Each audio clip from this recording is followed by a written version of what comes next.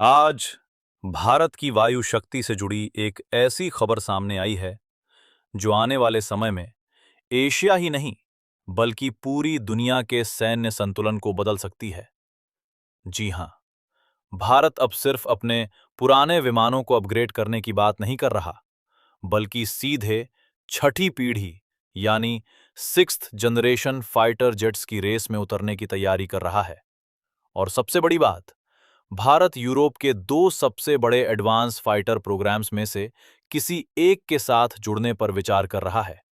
यानी साफ है, भारत अब आसमान की लड़ाई में महाशक्ति बनने की दिशा में तेजी से आगे बढ़ चुका है।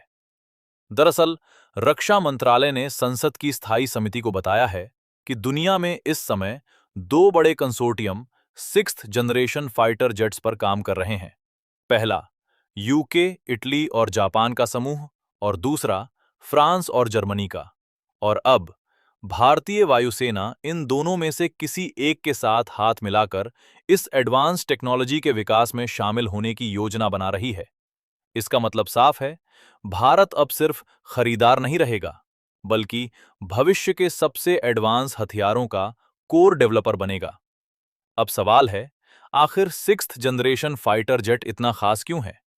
तो समझिए, जहां fifth generation fighter jets stealth, super cruise और एआई जैसी तकनीकों का इस्तेमाल करते हैं, वहीं सिक्स्थ जनरेशन उससे कई कदम आगे होगा।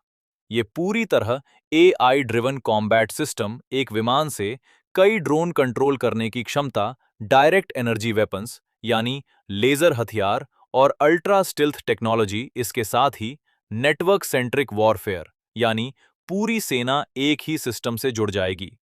यानी ये सिर्फ एक फाइटर जेट नहीं, बल्कि एक उड़ता हुआ वॉर कमांड सेंटर होगा।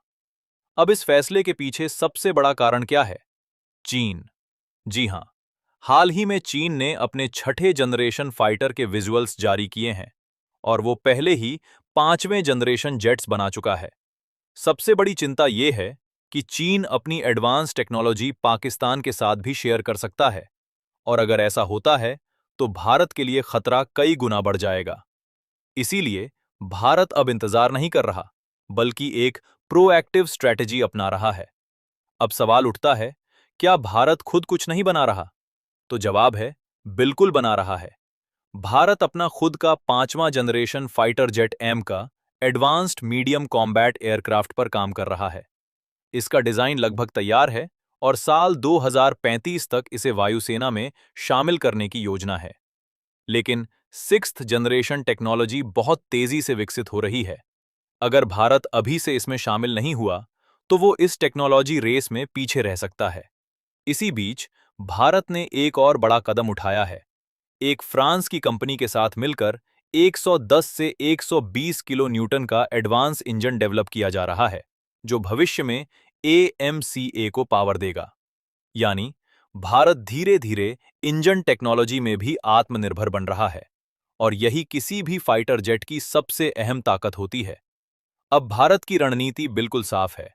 शॉर्ट टर्म विदेशी जेट से गैप भरना, मीडियम टर्म एएमसीए जैसे स्वदेशी programme, long term sixth generation fighter में ग्लोबल पार्टनर बनना। यानी भारत अब सिर्फ खरीदार नहीं, बल्कि डिफेंस टेक्नोलॉजी का लीडर बनने की दिशा में आगे बढ़ चुका है। अगर भारत इस प्रोग्राम में शामिल होता है, तो उसे मिलेंगे technology transfer, global defence market में एंट्री, वायुसेना की ताकत में जबरदस्त बढ़ोतरी और चीन और पाकिस्तान के खिलाफ मजबूत संतुलन। और सबसे बड़ी बात, भारत दुनिया के उन गिने चुने देशों में शामिल हो जाएगा जो भविष्य के फाइटर जेट बना रहे हैं। क्योंकि आज का भारत बदल चुका है। अब भारत सिर्फ सुरक्षा की बात नहीं करता, बल्कि डोमिनेंस की सोच रखता है। और आने वाले समय में जब दुनिया के सबसे एडवांस फाइटर जेट आसमान में उड़ेंगे, तो उनमें हमारे भारत का नाम भी शामिल होगा।